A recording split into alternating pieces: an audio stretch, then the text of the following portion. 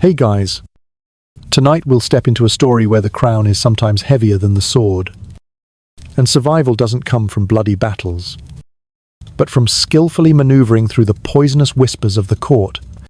Imagine this, a little girl taken far from her family, growing up in a foreign court where every smile could hide a blade, and every glance might hold a trap. And yet, from what seemed like a gilded cage, she rose to become the first female regent of the Netherlands. Sounds powerful, doesn't it?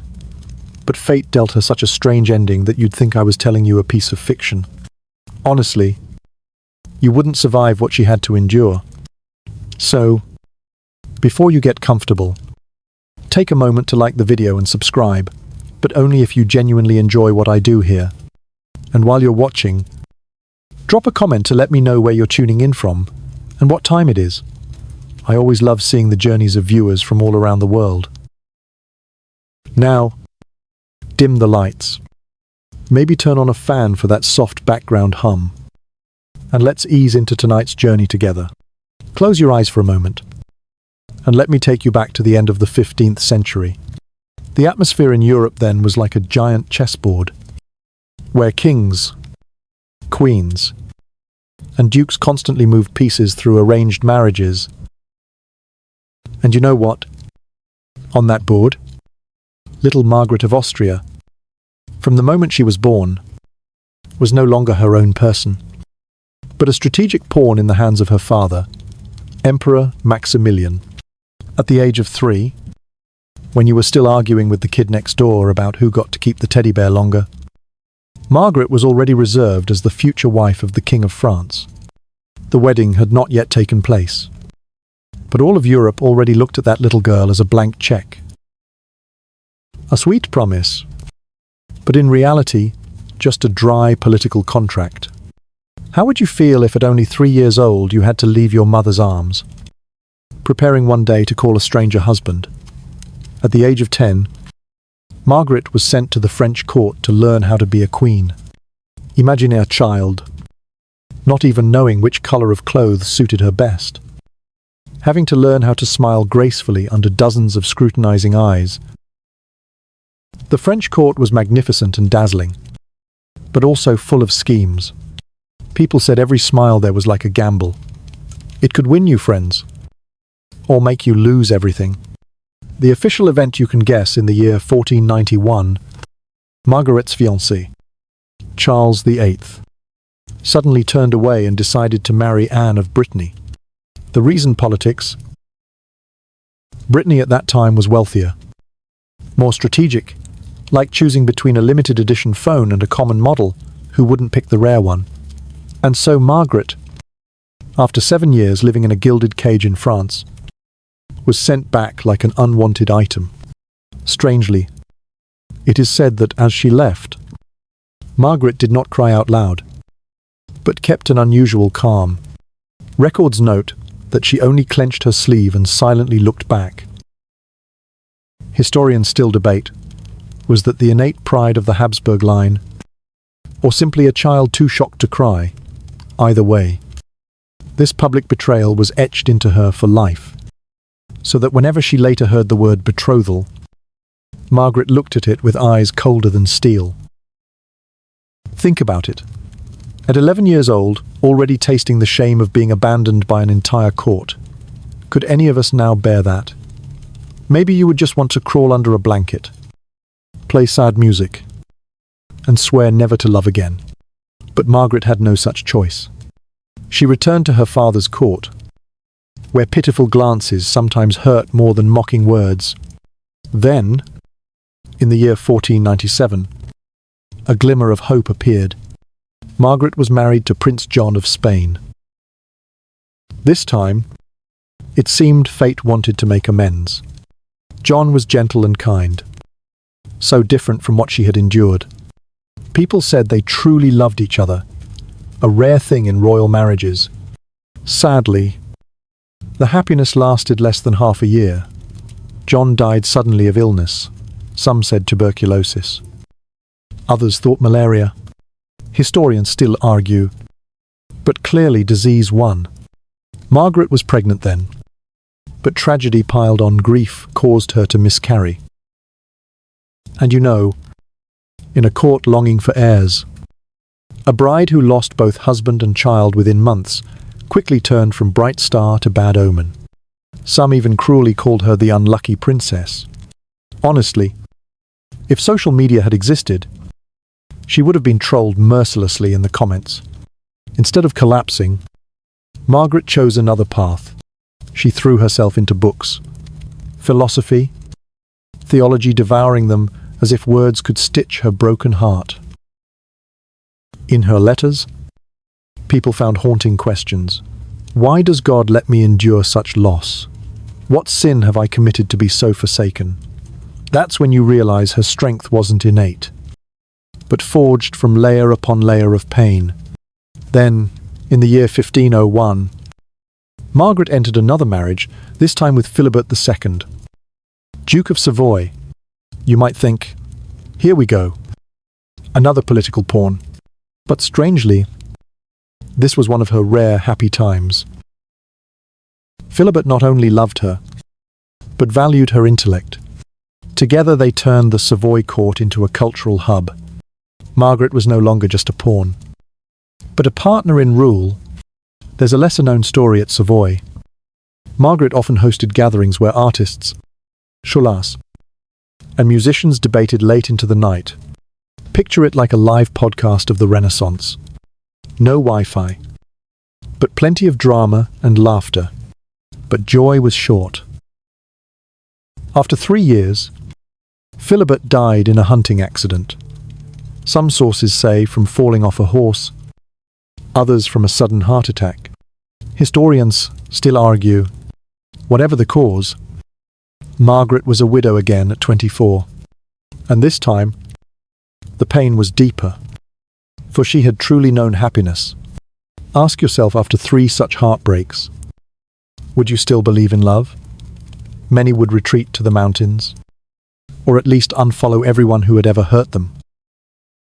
Margaret at one point considered entering a convent, but then chose another road, using her intellect and experience to step into politics. And that decision changed history. In the year 1507, she became Regent of the Netherlands, an unprecedented role. A woman, who in the eyes of many nobles should have only been sewing or bearing children, now sat on the seat of power. Imagine today if suddenly a woman defied every norm and confidently ran for president. The suspicious, even mocking stares would be inevitable. Yet Margaret not only endured, but also proved herself better than many men. When France threatened invasion, instead of plunging into a bloody war, she used diplomacy to turn the enemy into one that had to tread carefully. The result? No war. While the treasury of the Netherlands remained full, some diplomats of the time even admitted she maneuvered politics more skillfully than many kings with thousands of troops. Interestingly, in diplomatic correspondence, Margaret often used clever metaphors. Once, when discussing the risk of war, she compared it to a game of chess, where every move could lead to losing the entire match. A gentle way of speaking, but one that made the opponent think. If she lived today, surely she would be a master of reply on Twitter, making opponents both angry and respectful. You see, Margaret's life was like a song full of low notes, from abandoned princess, young widow, to brilliant diplomat. Each event was like a sad playlist that could move anyone to tears. But from those very melodies, she composed her own song of power. And the story did not stop there, for there were still years of hardship ahead, when she would face health, politics, and a twisted destiny. Take a deep breath, and let me take you further along the heavy, powerful journey of Margaret of Austria, a woman whose fate seemed deliberately mocked by life. After becoming Regent of the Netherlands, you can imagine, all eyes turned to Margaret, as if she were a new performer stepping onto a grand stage. Some waited for her to fail. Some smirked, thinking, What can a woman possibly rule? But unexpectedly, Margaret made all of Europe respect her. In the first years, difficulties closed in. Local nobles did not want to take orders from a woman. The generals looked down on her, thinking strategy was only a man's game. Historians still debate how fierce the opposition really was. But one thing is certain, she had to walk on a path filled with thorns. Imagine today, someone newly appointed CEO, while the entire leadership team, seasoned men, sat back with folded arms, waiting to see how long this girl will last. But Margaret showed no fear. She sat firmly, eyes bright, voice gentle yet decisive. People said she did not need to bang the table, or shout, just a tilt of her head and a raised eyebrow. And the entire room fell silent. By the year 1508, when France threatened to invade the Netherlands, too many thought this would be Margaret's last day. The French army was large and elite, while hers was much smaller. But instead of gambling with soldiers, Margaret chose a clever move: diplomacy. She sent envoys to England, enticing them with lucrative trade agreements. She promised German dukes rewards of land. She even persuaded Pope Julius II to take her side, declaring that France was threatening the unity of Christendom. The result, the French army withdrew. Without a drop of blood spilled, Margaret secured her realm. A Venetian ambassador exclaimed, "That woman governs more delicately than many kings." See, sometimes a smile and a signed paper are stronger than thousands of spears. But what few knew was that, in her most stressful moments, Margaret still kept very human pleasures. She loved keeping birds in her palace. Records say she once had a small room full of chirping birds. And every morning before state affairs, she would sit with a light wine, listening to them sing. If it were today, surely she would live stream that scene and draw millions of views on TikTok. When the decade of 1510 arrived, Margaret not only proved she could keep the wealthy land stable, but also helped her nephew Charles later. Emperor Charles V step by step rise to the throne. The most official and remarkable event was the election of the Holy Roman Emperor in the year 1519. An election that everyone knew was, in truth, an open auction. Candidates bought votes with gold, land, and all kinds of promises.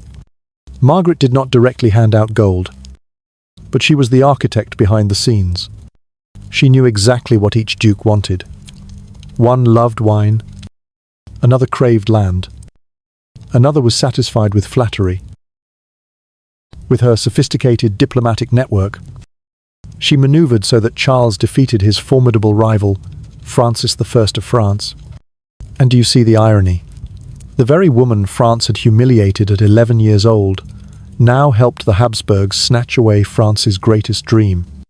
One strange detail rarely mentioned during the election campaign: Margaret sent some nobles finely crafted mechanical clocks from Flemish artisans. They sound like souvenirs. But in those days, clocks were so rare that their value equaled entire estates. Historians still debate whether these gifts were disguised bribes or simply refined courtesy. Either way, Charles won, and Margaret once again proved her sharp diplomatic skill. Yet, her life was not a rosy picture.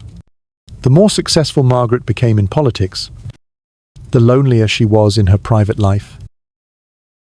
After her second husband died, she never remarried, even though many nobles proposed. Some said she feared the curse that any man who married her would die young. Others believed she had suffered enough pain to never want to try again. Historians still debate the true reason, but one thing is certain: she chose power over love. In the palace of Mechlin, where Margaret set her court, the atmosphere was both solemn and creative. She built a vast library containing thousands of rare manuscripts. People said she had the habit of reading late into the night, a glass of wine in hand. her eyes following the candlelight flickering across the page. You might imagine a stern female regent. But in truth, she also had rather cute hobbies. Margaret loved collecting jewelry shaped like animals. In her treasure trove were brooches shaped like birds, rings shaped like fish, even a pendant shaped like a small dog. Once, an Italian envoy visiting exclaimed, "If I did not know she was a regent, I would think she was a scholar or an artist." Hearing this, Margaret only smiled. Perhaps deep down she knew well, true strength lay in intellect, not the sword. Think about it.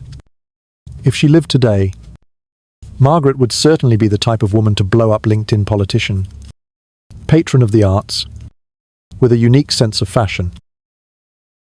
And it is not impossible she might even host a podcast titled "How to Keep an Entire Kingdom Stable While Men Only Know How to Wage War." Yet, as the 16th century went deeper, her health grew weaker. She often suffered headaches, digestive troubles, and at times fell into depression. People of the past called it the Queen's sorrow. But today, doctors might diagnose it as chronic depression caused by psychological trauma. She had lost too much father, husband, childhood dreams, and even innocent faith. But the remarkable thing was, each morning, she still dressed, walked the corridors of the palace, and ruled as if nothing had happened. You see, Margaret was not the kind of historical figure full of unbroken glory. She was flesh and blood, with pain, small joys, and moments of weakness. But it was precisely this mixture that makes her story, even today, hundreds of years later, one we still want to sit down and whisper, "What happened next? Are you still awake?" Good. Because Margaret's story is entering a stage both strange and heartbreaking, to the point even chroniclers of the time furrowed their brows in confusion. After years of powerful rule, Margaret seemed to have achieved what all of Europe once doubted, proving that a woman could govern a complicated land like the Netherlands without letting it collapse. In reality, she not only kept it stable but made it wealthy, cultured, and with its own voice among the great European powers. In modern language, one might say Margaret turned the Habsburgs family company in the Netherlands into an international brand. But you know, fate seemed to enjoy trolling Margaret. She had overcome setback after setback from France humiliating her, being called the unlucky princess, to the repeated funerals of husband and child. And yet when she thought she had withstood it all, destiny prepared the most absurd downfall. The official account is clear. At the end of the year 1530, while walking in the palace of Mechelen, Margaret accidentally stepped on a small shard of glass. A very ordinary scratch. Like today, if you walked barefoot at home and happened to step on a bottle fragment left after a party, who would think such a wound could bring down a life so illustrious? The strange thing was, the small wound became infected. In the Middle Ages, the concept of bacteria or sterilization was entirely unknown. People still believed disease came from an imbalance of the four humors in the body, something like an ancient version of health feng shui theory. Physicians used honey, herbs, even bloodletting from Margaret's body to rebalance the humors. But of course, it had no effect. Historians still debate were the physicians of the time simply too clumsy in treatment, or was Margaret simply unlucky, stepping on the wrong dirty shard, carrying enough bacteria to cause necrosis. Some records even claim she was secretly poisoned by enemies, but no evidence confirms this. In truth, it was likely only the tragedy called undeveloped medical science. Imagine the scene: a female regent who once made the King of France hesitate, who turned the fate of an empire, now lying in bed, her foot swollen, skin darkening, pain so great she could not walk. If it were today, A doctor would simply prescribe antibiotics, and that would be that. But in the 16th century, no. When her illness became too severe, the physicians decided her leg had to be amputated. Just hearing it already sounds terrifying. And remember, at that time there was no anesthesia. They only used strong liquor, tree resin, or a dose of opium imported from Turkey. Margaret bravely agreed. The night before the surgery, she wrote a letter to her nephew Charles V, giving her final instructions about politics in the country. That scene, you might picture as a gentle old woman whispering her last words, but in reality it was a female politician who, to the very end, cared more for the fate of the nation than for herself. And then, the final tragedy struck. The dose of opium the physicians gave her was too strong. Instead of drifting into a short sleep to endure the pain, Margaret fell into an eternal sleep. On the 30th of December, 1530, she drew her last breath, not because of enemies, not because of assassination plots, but because of a medical error. Hearing this, you might also exclaim, really a glorious life ended because she stepped on a shard of glass. Yes, it does sound like a cruel joke of the universe. People often say, avoiding an elephant does not shame you. But perhaps Margaret should have avoided the broken wine glass instead. And yet, that very death turned her into a legend. Margaret's funeral was held with great solemnity, attended by nearly all the great powers of Europe. Charles V, the illustrious emperor, wept and admitted he had lost the wisest counsellor. From then on, Margaret was remembered not only as a victim of fate, but as living proof that women could govern, negotiate, and leave a mark equal to, or even greater than, many men. People say that in the archives at Mechelen, the fateful shard of glass was kept as a kind of relic. Anyone who visited stood silently before it, not knowing whether to laugh at the irony or cry at the injustice. Do you find it fascinating? Margaret's whole life was like a play where the writer kept changing the plot twist from abandoned princess to princess consort of Spain, then widow, then powerful regent, and finally the victim of what seemed like a trivial household accident. If Hollywood made a film of it, surely the audience would think the writer was making things up. Yet this is historical truth, and it is precisely that truth which makes her story so captivating, almost unbelievable. All right, now lean back a little more comfortably, and I will guide you into a part less tragic, but brighter and more enduring, the cultural and spiritual legacy Margaret left behind.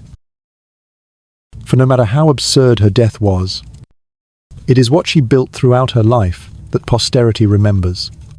You know, Margaret was not only a sharp politician, but also a woman with an artist's soul. In the Palace of Mechelen, where she set her centre of power, the atmosphere at times felt more like an academy than a court.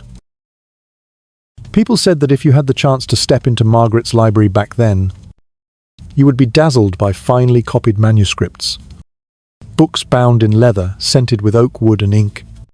One official and memorable achievement was that Margaret built one of the largest libraries in Europe in the early 16th century. She collected thousands of Greek and Roman manuscripts, and even newly published works of philosophy from Italy. People said that each evening Margaret would sit reading by candlelight, one hand gently turning a green gem ring. That sight surely made any visitor feel this was not only a female regent, but also a female philosopher. A strange detail: few know Margaret had the habit of asking philosophical questions to her courtiers during banquets. For example, when everyone had just finished a rich stew, she would suddenly ask, "Do you think happiness is a gift from God? Or merely an illusion humans weave to comfort themselves? Imagine, just as you are enjoying your food, being asked that. Surely many guests only swallowed quickly and gave awkward smiles. But it was thanks to this that Margaret's court became a place of lively debate, a kind of Renaissance TED Talk club. Historians still debate was her patronage of art and philosophy a way to display soft power, or simply a personal need, a soul longing for answers to endless loss. Perhaps the answer lies in both Margaret needed art to soothe her heart, and also understood that art was a brilliant tool to strengthen political prestige. In the arts, Margaret particularly loved painting and music. She patronized many talented Flemish painters, including Bernard van Orly, who painted delicate portraits of her with deep eyes and calm demeanor. Thanks to her patronage, the Flemish style spread across Europe, laying foundations for many later schools. And music. She was passionate about choral singing. In her palace, every ceremony had a full orchestra.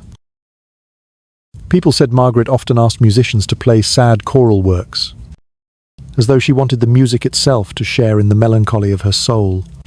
If Spotify existed today, surely her playlist would be filled with solemn classical pieces, titled Songs for Broken Queens. An interesting detail, Margaret was also one of the first noblewomen to collect small portraits to hang along the corridors. Those portraits were not only art, but also like an offline social network. Anyone visiting the palace would see the images of kings, dukes, and even her close friends. You could call it a 16th century Instagram gallery, but instead of double tapping, people had to stand silently in awe under candlelight. Not only art, Margaret also left a very important political legacy. She was the one who helped shape a stable financial foundation for the Netherlands. While many European kingdoms drowned in debt from wars, Margaret managed the treasury with thrift and wisdom. Put simply, she was like a female minister of finance who both tightened spending and cleverly gained profit from trade. The people of the Netherlands at that time thus enjoyed prosperity and suffered less from the devastation of war. Think about it. If Margaret lived today, she might have been a politician, a book influencer, and a financial expert all at once. Arare combo. Right. Perhaps the hashtags for her would be number boss lady, number bookworm, number diplomacy queen. However, there was one thing that drew much attention. Although she lived among luxury, Margaret lived with restraint. Her clothes were usually elegant, not overly showy. People said that after so much tragedy, she no longer cared for gold or glittering jewels. Instead, she cared more about her library and her music. Truly a kind of simple, elegant lady of the Renaissance. One little told story in her final years, when her health was weak, Margaret still often personally reviewed political documents. She kept by her bed a small box, in which were a few objects reminding her of fleeting happiness, a handkerchief of her husband, a small childhood doll, and a personal Bible. That was perhaps her way of keeping balance between a public, cold Margaret and a private Margaret still longing for a bit of family warmth. Historians still debate, was she truly happy in those final years? Looking back at all her achievements, or did she always feel a vast emptiness in her soul? No one can answer for sure. But one thing is clear, no matter how lonely, she never let it overshadow her responsibility to her people. You see, Margaret's legacy was not only treaties or palaces, it was also the inspiration she left behind that a woman, in a world dominated by men, could still rise, strong without losing grace, wounded without letting herself collapse. All right, since you are still here, let me guide you further, to the moment when the candles slowly went out in the Palace of Mechelin, and all of Europe bowed before a rare funeral of the Renaissance. After Margaret died at the end of the year, 1530, news spread quickly like a cold winter wind. The courts that had once scorned her now all sent envoys to express their sorrow. Margaret's funeral was organized with the highest solemnity. And the remarkable thing was, it was not just the funeral of a female regent, but the farewell of one of the most important political architects of the 16th century. The official record states the funeral lasted many days, attended by representatives of nearly all the great powers of Europe. Charles V, the Holy Roman Emperor, and Margaret's own nephew publicly wept. Something rare for a hardened emperor. People said, he whispered by the coffin, "I have lost not only an aunt, but the wisest counselor of my life." One strange detail few know during the funeral. There was a moment that stunned many. As the procession carried the coffin through the main street of Mechelen, the townspeople on both sides of the road simultaneously fell into absolute silence. No wailing, no lamenting, only a chilling stillness, as if the whole city chose to show respect through silence. Some historians described it as the most magnificent silence Europe had ever witnessed. Historians still debate, was this a deliberately staged ritual or a natural response of the people? Either way, that scene entered history as a strange symbol of Margaret's funeral. That funeral also displayed the full character of the Renaissance black flags embroidered with silver thread flying in the wind, a choir singing, mournful hymns echoing through the cathedral, incense thick in the air, and ornate funeral carriages, intricately carved. No expense was spared to make this funeral a testament. She was not just an unfortunate widow, but a female leader, equal to kings. One fascinating detail in the procession: they also carried a Bible she most loved, alongside a small box of personal keepsakes. In it was an embroidered handkerchief and a silver ring shaped like a small bird. These keepsakes were later preserved in the Habsburg treasury, and from time to time were displayed on special occasions. After Margaret's death, the people of the Netherlands remembered her not only for her diplomatic talent, but also for the administrative reforms that helped them escape hunger and war. Some records even described her as the mother of this land. It may sound cliché, but in a time when most rulers treated people only as tools to be drained, Margaret's concern for daily life was truly different. Modern scholars still debate much where should Margaret be placed in the flow of history. Some see her as paving the way for feminist thought in Europe, proving that women could govern successfully without relying on men. Others consider her merely a fortunate exception, since she ultimately operated within the Habsburg framework of power. But from any perspective, everyone admits she achieved things far beyond the expectations of her society. Think about it: if Margaret lived today, surely her face would appear on the covers of major magazines with headlines like "The Woman Who Turned Pain into Power," and perhaps she would be invited to international conferences, recounting her journey full of loss, but also full of pride. Margaret's cultural legacy remained paintings, music, libraries, and treaties she left behind. But above all, perhaps her greatest legacy is the example of resilience. A little girl once publicly jilted, once branded the unlucky princess, ultimately became the one who held the destiny of a prosperous land in her hands. And you see, her strange death from a shard of glass only made her story more unforgettable. It was like the final plot twist in a film, leaving the audience both astonished and quietly admitting sometimes fate likes to play cruel jokes.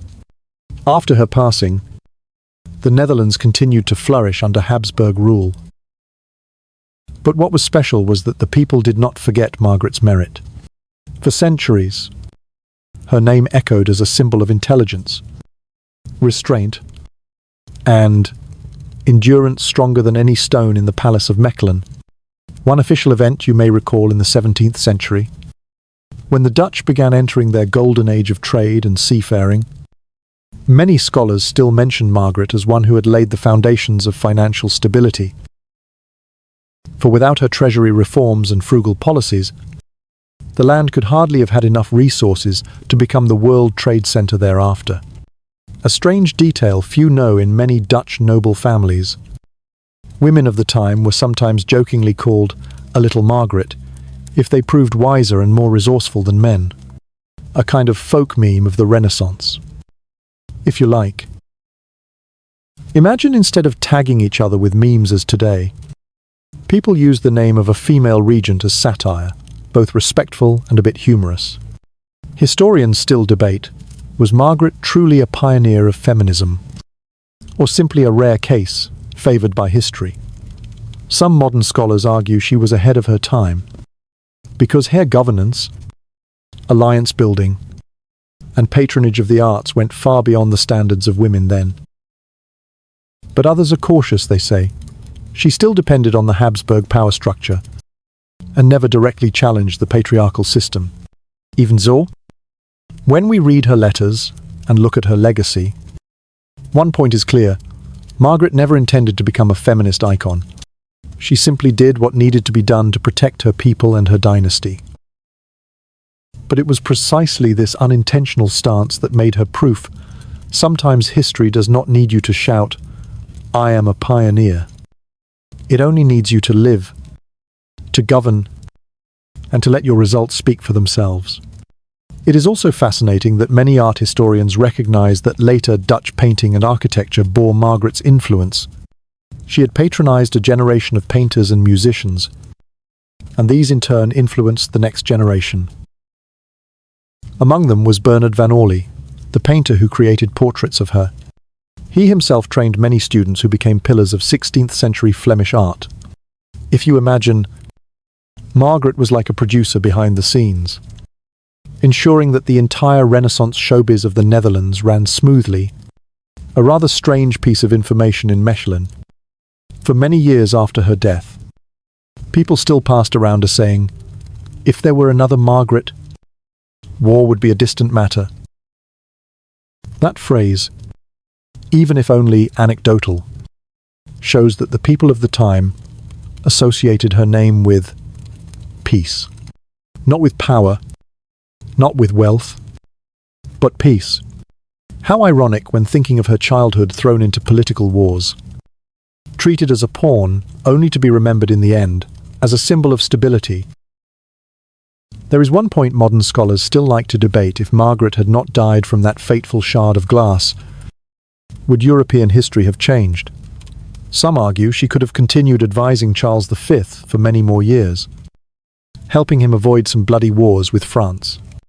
Others are more pessimistic, they think, even if Margaret had lived longer, she would have been unable to stop the rising spiral of religious wars.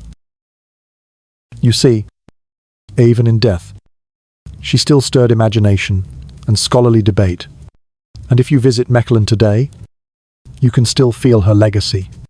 The old walls, the churches that remain, and above all, the memory of a city once ruled by a firm yet humane hand. People still call her by many names: Margaret the Regent, La Grande Tante, or even the foster mother of the Netherlands. Think about it if Margaret heard those titles. Perhaps she would smile faintly. She never truly smiled much in her life. The portraits that remain show a calm face, thoughtful eyes, but surely, somewhere, she would feel comforted in the end. Her private losses were not meaningless. They had been turned into a collective legacy that remembered across centuries. You are still lying here listening, aren't you? Then let me draw back the curtain of 16th century Europe to place Margaret of Austria beside other powerful women of her time.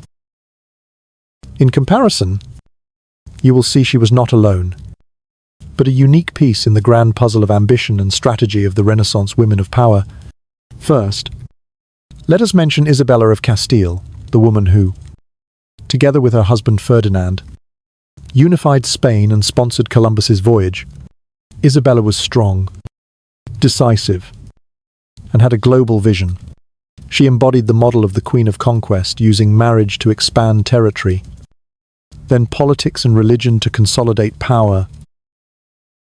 Compared to Isabella, Margaret held no official crown, but she showed strength in another way, keeping a wealthy yet divided land stable, not through fire and sword, but through papers, letters, and diplomacy. Put humorously, Isabella was the global startup CEO, while Margaret was the skilled CFO, balancing budgets and keeping the company from bankruptcy. Next, Catherine de' Medici, Queen of France, famous for her shrewdness, but also for her ruthlessness. She ruled in an extremely chaotic period. When France fell into religious war, Catherine was notorious for her ability to manipulate politics.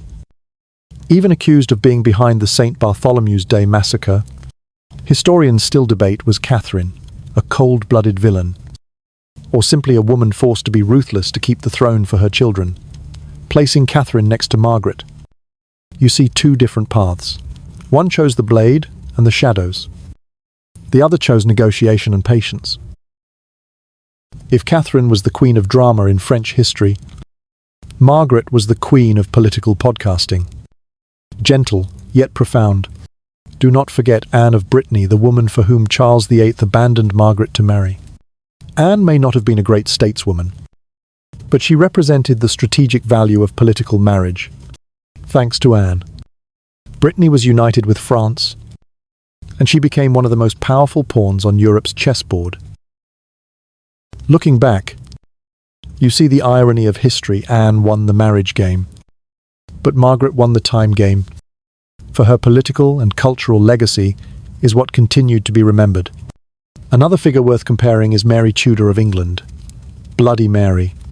She is remembered as a queen of terror with her religious persecutions. Meanwhile, Margaret was praised for bringing peace and stability. Two women, both constrained by patriarchal prejudice, but choosing different paths. Mary used fear. Margaret used intellect. The result, Mary was branded by history as bloody, while Margaret was remembered as the wise aunt of all Europe. So where does Margaret stand in the bigger picture? One could say she was the only one who turned personal wounds into political strength. Isabella triumphed through power, Catherine through intrigue, Mary through fear, while Margaret triumphed through patience and diplomacy. In a world that saw women only as tools for producing heirs, she proved that intellect and resilience could be stronger than the sword.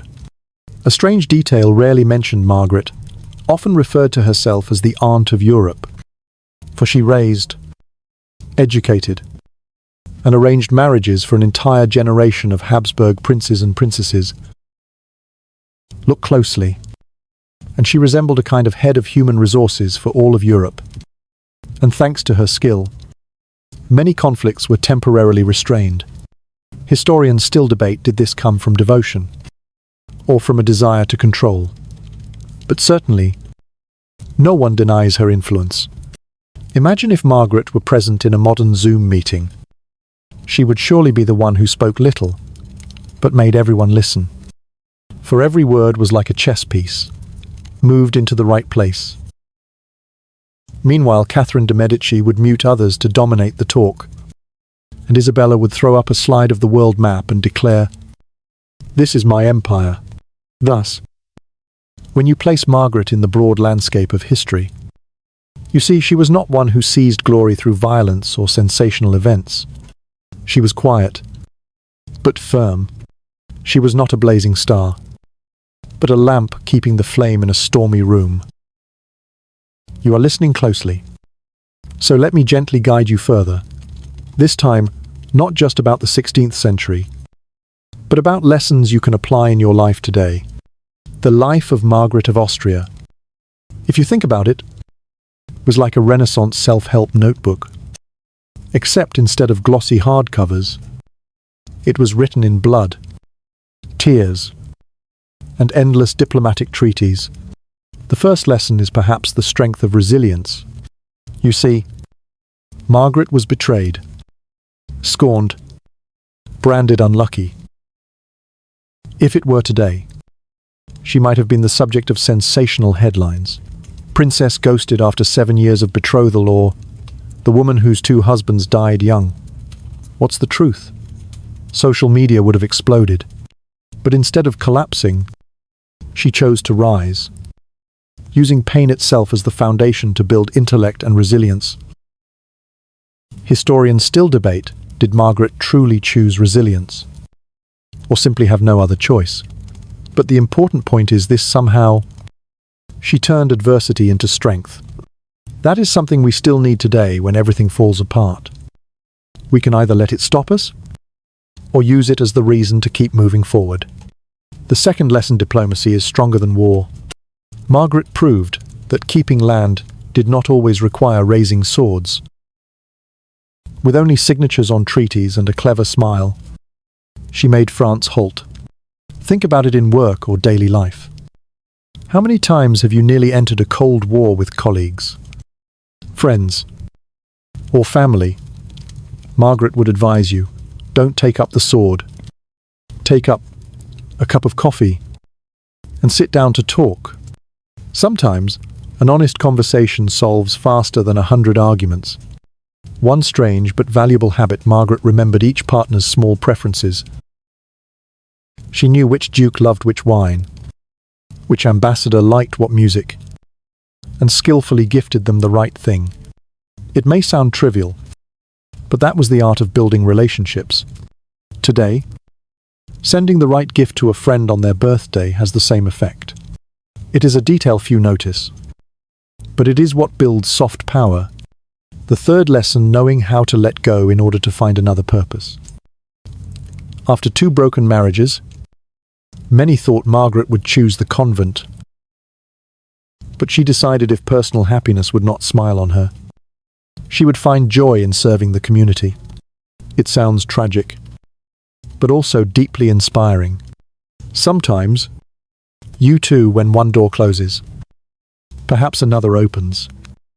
Only it leads you down an unexpected path. Here is a joke you may like. If Margaret lived today, she would surely write a bestseller titled, "How to Govern an Entire Country When Your Husbands Keep Dying." That book might sell even better than How to Win Friends and Influence People. The fourth lesson: live simply but leave a great legacy. Margaret did not care for flaunting luxury. She left libraries, music, and treaties. It makes us think in today's world. Value is not in the car you drive or the phone you use, but in what you build lastingly for your community, your family, or even just a close circle of friends. Historians still debate: did she have personal happiness, or did she live only for duty? But whatever the answer, Margaret left behind a message. Greatness does not lie in how much you receive, but in how much you give. Close your eyes for a moment. Hear the steady hum of the fan beside you. And think, have you ever felt like Margaret when the whole world seemed to turn its back, but you still found a reason to keep moving? If so, then you and she, though separated by 5 centuries, share the same heartbeat of resilience. Thus, when looking at Margaret's life, we learn that true strength is not about being free from suffering, but about daring to turn suffering into strength. That is what made a female regent, and it is also what can make an unyielding person in your own life. You are still listening, aren't you?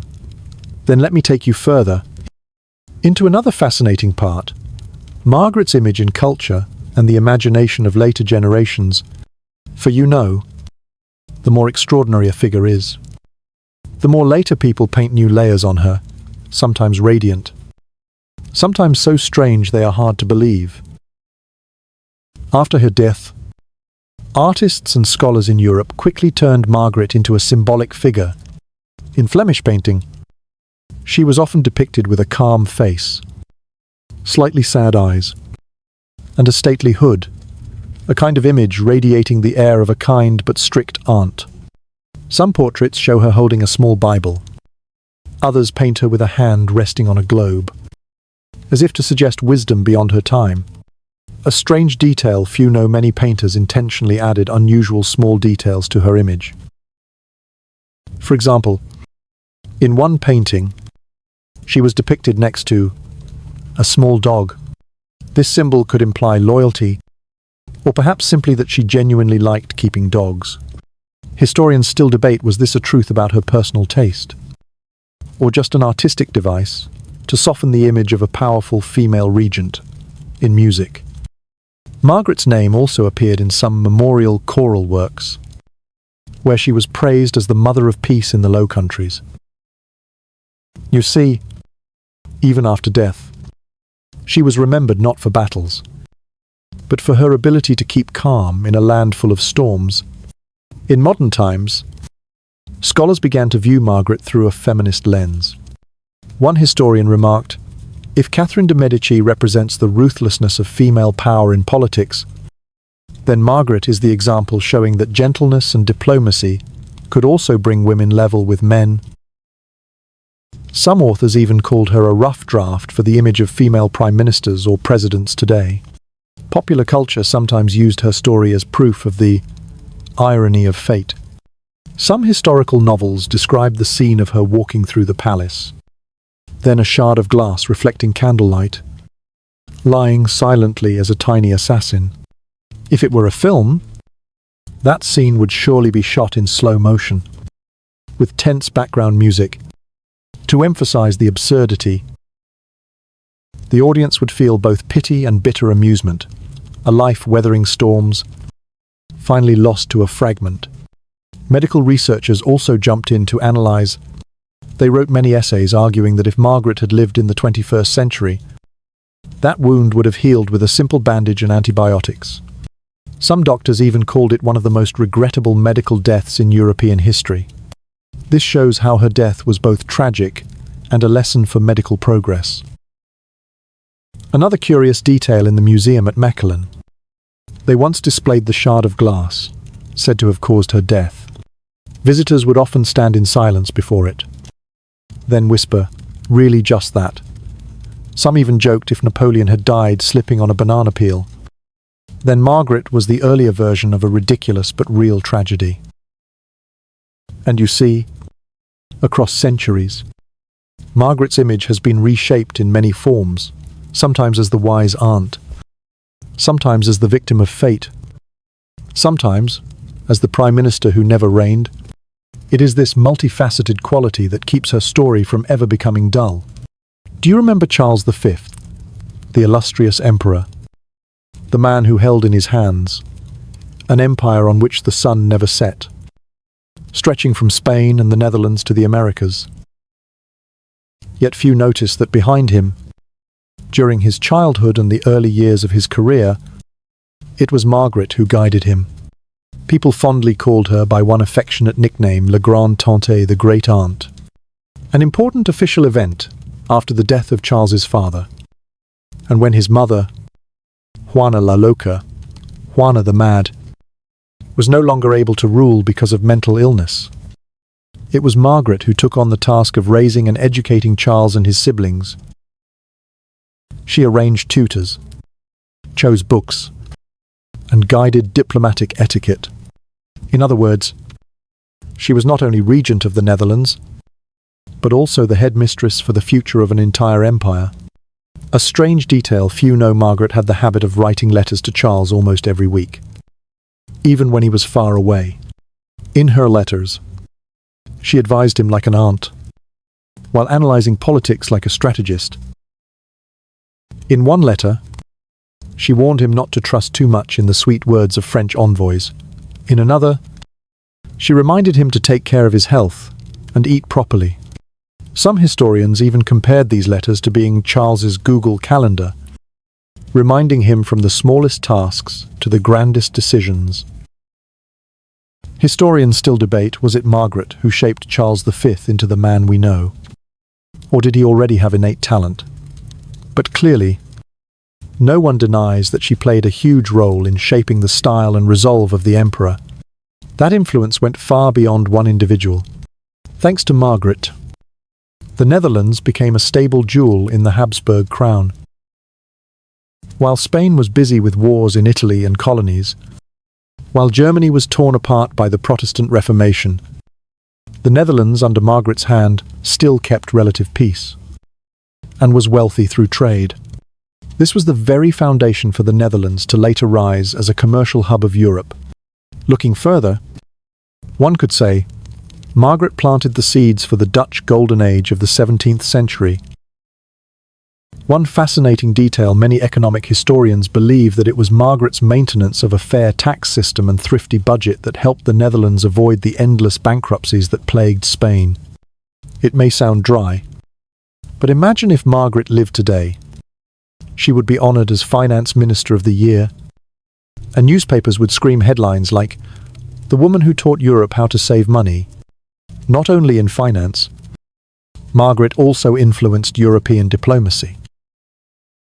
She was the one who signed and negotiated the Treaty of Cambrai in the year 1529, also called the Ladies' Peace. Because it was negotiated by two women, Margaret representing the Habsburgs and Louise of Savoy representing France. Two women sat at the table and ended a long war between the Habsburgs and the Valois, while the men on both sides were busy brandishing swords. You see, history sometimes enjoys irony, and subtly proves blood and fire are not always necessary to resolve conflict. Modern historians still debate without Margaret.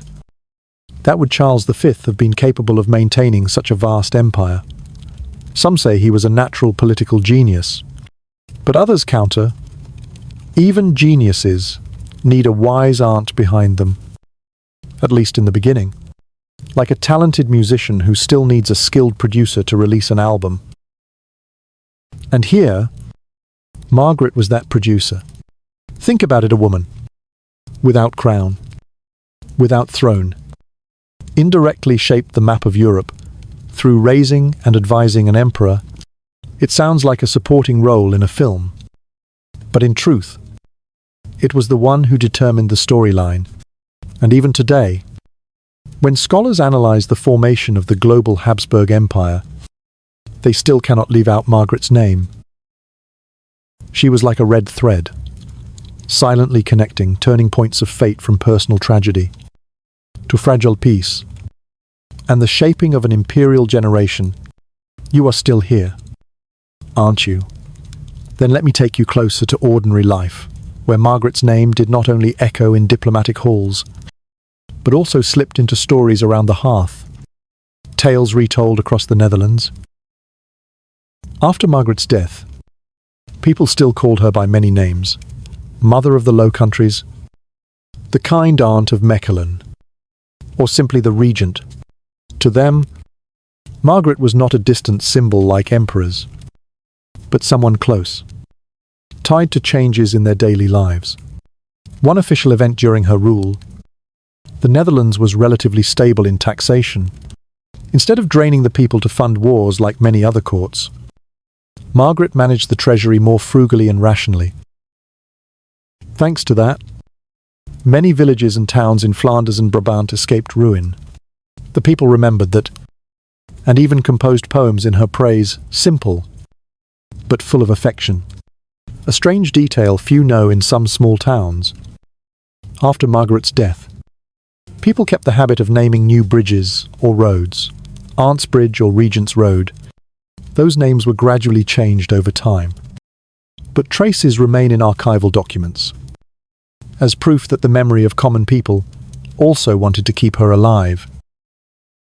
In folklore, Margaret was sometimes mentioned as a woman with a third eye, not in a mystical sense, but for her ability to see through people's hearts.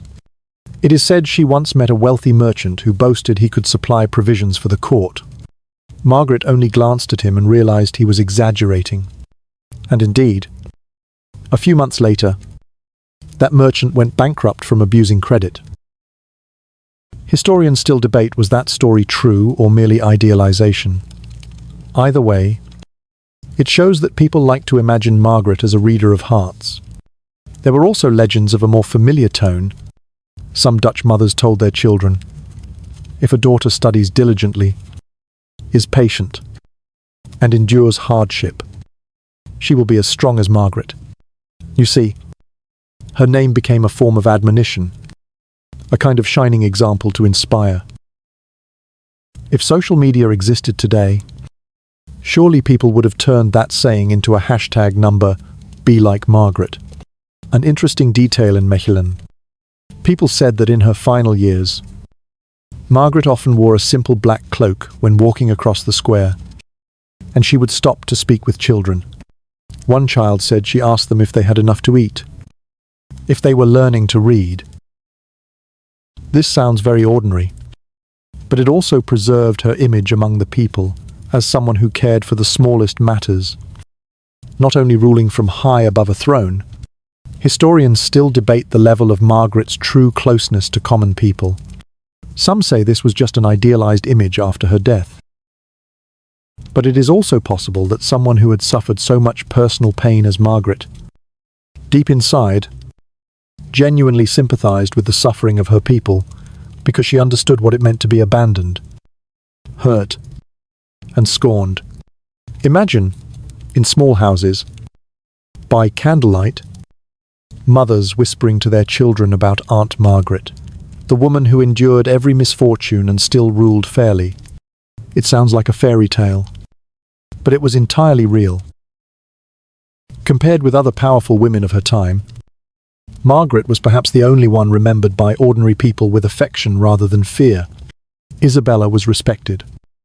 Catherine de' Medici was feared. Mary Tudor was hated. But Margaret was mourned. And that may be the most silent yet enduring victory. Now lean back a little deeper, and let me guide you into a broader layer of meaning, the long-lasting influence of Margaret of Austria on the role of women in European politics. Because to say that she was once a brilliant regent is not enough. More important is that after her, society began to look at women in power differently. The first official event to mention Margaret's appointment as Regent of the Netherlands in the year 1507. This was not a small, temporary decision, but a turning point in history. Before then, women were only given power when no suitable men remained. But Margaret did not just sit temporarily, she ruled for decades, proving that women did not need a crown to keep a country stable. A strange detail rarely mentioned in many diplomatic letters. Foreign envoys complained that speaking with her is harder than with any king. They were not used to a woman being so patient that she never revealed her emotions. Some letters even recorded that they had to relearn how to negotiate because Margaret always remained calm, never allowing herself to be cornered. Ironically, it was precisely her femininity, that is, her ability to listen, to restrain, that became a powerful weapon in diplomacy. Historians still debate, did Margaret truly pave the way for feminism, or was she only an exception remembered because of her royal birth? Some feminist scholars argue she was living proof when given the chance. Women could do as well as men, even better in some fields like negotiation and financial management. Others are more cautious, saying she was still limited by the system, and her success was not enough to change the general perception of women at that time. But regardless, the fact that Margaret's name was recorded in political history, instead of only in marital genealogies, was already a victory. Imagine this later. Queens such as Elizabeth I of England, Catherine de' Medici in France, or Maria Theresa in Austria, they all lived in a context where Margaret's legacy still lingered. In some way, Margaret had shown all of Europe that a woman in power did not necessarily mean chaos. One could say she was the beta version of a social model that later queens inherited. An interesting detail in 19th century feminist writings. Some authors mentioned Margaret as an example of a woman who resisted fate to prove intellectual ability. Not as prominent as Elizabeth I, not as dazzling as Catherine de' Medici. But Margaret was praised for her persistence, cuteness, and effectiveness. You see, even after hundreds of years, people still found inspiration in a regent aunt once dismissed as a failed marriage pawn. If applied to modern times, Margaret is perhaps the image of a female leader in the corporate world. Not loud, not flashy, but steadily building systems, tending to details, keeping everything stable, while others chase the spotlight. A kind of silent strength that is increasingly valued today. You see, Margaret's lesson is this: women's power does not have to copy the male model. They can create their own way of leadership, gentle, flexible, but no less decisive. And that is what makes her history so memorable, a proof that gender does not limit the ability to rule. Right after her death, many literary works began weaving new layers of meaning into Margaret's story. In 16th century chronicles, she was often described as a kind Aunt la Grande Tante. But gradually, 19th century romantic literature turned her into a near-classical tragic figure, a woman who suffered much loss in love but found strength in politics. You see, just by shifting perspective, one person could carry many different masks. A strange detail few know among historical stage plays in 19th century Belgium. One play imagined Margaret walking in the palace, stepping on the shard of glass, then delivering a tragic monologue about fate before collapsing. The play made audiences both laugh and cry, laugh at the bizarre death, cry at the injustice of destiny. Historians still debate whether theatricalizing this tragedy distorted her image, but clearly, it shows people could not forget that peculiar ending. In visual art, portraits of Margaret still hang in many European museums. The paintings show her in a black cloak, with a thoughtful face, distant eyes. Some remark that every painter seemed unconsciously to capture a hidden sadness in her, a kind of eternal sorrow. Some modern art critics even say Margaret's portraits were the prototype for the later image of the stern female leader.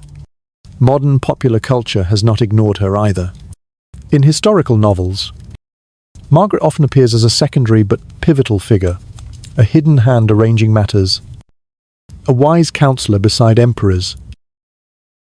One novel even described her as a true politician in the guise of a reluctant nun. In cinema and television, although there has not yet been a major work dedicated to Margaret, many films about Charles V or the Habsburgs feature her as a supporting character. Typically, the scene depicts a woman in black, sitting in a room full of books, with piercing eyes, uttering a few words that silence the men. Imagine in a historical series like The Tudors, Margaret would be the grand lady viewers remember long after, even if she appeared only a few episodes. An interesting detail a few years ago in Belgium, there was an outdoor theatre project reenacting Margaret's life, with hundreds of extras. The final scene, when she stepped on the shard of glass, was staged with lighting and smoke effects, sending chills down the audience's spine. Afterwards, people said truly, only fate could write such a bizarre tragedy. Modern historians still debate, does popular culture's focus on her death by glass overshadow her political achievements? Some say it is unfair, for Margaret deserves to be remembered as a master diplomat. But others counter, it was precisely that death that fixed her story in collective memory, like a final twist you cannot forget. You see, Margaret does not only live in history books, but continues to live in imagination and art. And perhaps that is how she achieved another form of immortality, not only through treaties or libraries, but also through the emotions and imagination of later generations. You have journeyed with me through an entire life, from a 3-year-old girl betrothed away to a twice-widowed woman, from the unlucky princess scorned in the French court to the regent of the Netherlands who turned personal suffering into strength to keep a whole land stable. And then, you see, fate chose to end the story with a detail so strange it is hard to believe, a small shard of glass. An entire life of storms, finally undone, not by enemies, not by plots, but by what seemed a trivial accident. Hearing all this, you might sigh. How unfair. But you might also smile, because it was precisely this irony that made Margaret immortal. If she had ended with an ordinary death, perhaps the world would have forgotten her long ago. But thanks to an ending that felt like a cruel joke, the whole world must remember this was a woman who lived an extraordinary life. Margaret's story reminds us that power and intellect can help you overcome almost everything. But life always holds surprises no one can control. And that is what makes us fragile. but also profoundly beautiful. Think about it in your own life. Surely there have been moments when you felt a bit like Margaret, abandoned, underestimated, or burdened with things no one would wish for. But like her, you too can choose to rise, to use wounds as strength, to use loss as a way to understand and empathize more deeply with life. Perhaps the greatest lesson from Margaret is not in the treaties she signed, or the reforms she made, but in the art of turning pain into value. A child once scorned, a woman who lost love, ultimately became the aunt upon whom an empire relied, a widow who seemed adrift, yet became a model of resilience across centuries. And now, as you lie listening in this quiet room, Margaret's story can serve as a lullaby that none of us can escape loss. But how we face it is what defines who we become. You may feel sad or tired, but you still hold the strength to keep going, just as Margaret once walked those cold corridors. Quietly, but with pride. If you notice, Margaret rarely smiled brightly in her lifetime. But perhaps, deep down, she found comfort in serving something greater than herself. And in the same way, you too can find peace in the small things around you. A warm glass of water, a gentle song, or simply the slow rhythm of your breath right now. Historians still debate how Margaret should be remembered: a politician, a victim of fate, or an early feminist icon. But perhaps the best way is to remember her simply as a human being, with fragility and resilience intertwined. And when we think of her, we also learn to be gentler with ourselves. You see, not all victories come from force. Sometimes the true victory is knowing how to smile at fate. No matter how ironic it may be, Margaret did not choose her destiny, but she chose how to live, and it was that choice that made her immortal. Now, you can let your mind drift lightly. The story has ended, but its echoes remain, like the lingering notes of a sad yet beautiful song. Allow yourself to rest. As one who has walked a long road, if your eyes are heavy, let them close softly. If your heart is busy, let your breath slow. All of today's burdens can be set aside. They will wait for you tomorrow. But right now, you only need to surrender to the silence. May you have a deep, gentle sleep, where every wound in your heart is soothed, and you find the peace Margaret once longed for. Good night.